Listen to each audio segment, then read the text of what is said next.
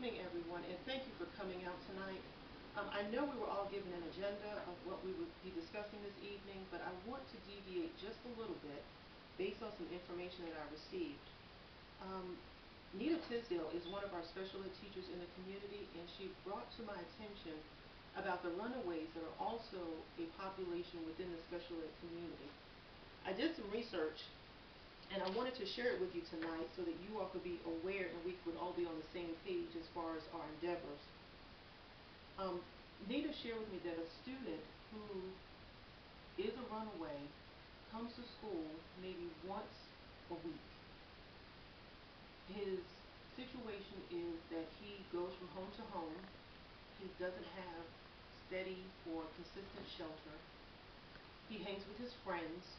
He pretty much survives the best way that he can.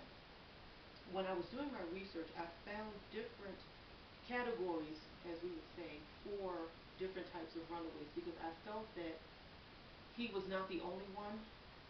To think that he is the only one, to me, would not be wise.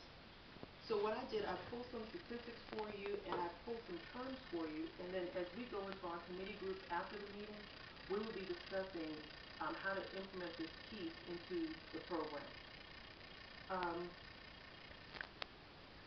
As far as statistics, according to the National Runaway Switchboard, they say that every day between 1.3 and 2.8 million runaway and homeless youth live on the street of America.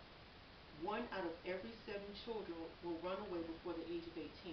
I felt this was important because this is also in line with our demographics for CDC. It also says that 75% of runaways who remain at large for 2 or more weeks will become involved in theft, drugs, or pornography, while 1 out of every 3 teens on the street will be lured into prostitution within 48 hours of leaving home. Gay or bisexual youth are even more likely to be involved in prostitution.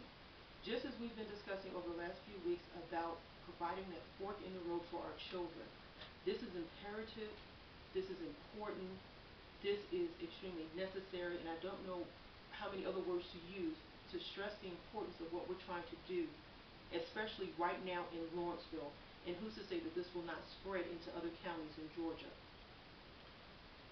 The sexual exploitation piece caught my attention because it shows the imminent danger that our youth face being out on the street every day like that. Among the findings of a study titled The Commercial Sexual Exploitation of Children in the United States, Canada, and Mexico, they say that 325,000 children are reported as being sexually exploited in the United States annually. Of that figure, 1,021,911 ran away from home, and 51,602 were thrown out of their homes by a parent or guardian. These teens are seeking shelter, they're seeking resources, they're seeking alternatives to what they have to face, and that is being on the street. So tonight, in addition to our regularly scheduled meetings and agendas, I want us to discuss plans to help these youth that are on the street that we find in our school system, as well as the EBD program, and how we can help them. Right now we're going to take a break, and we're going to break into our groups, and then we'll come back together in about 45 minutes. Thank you.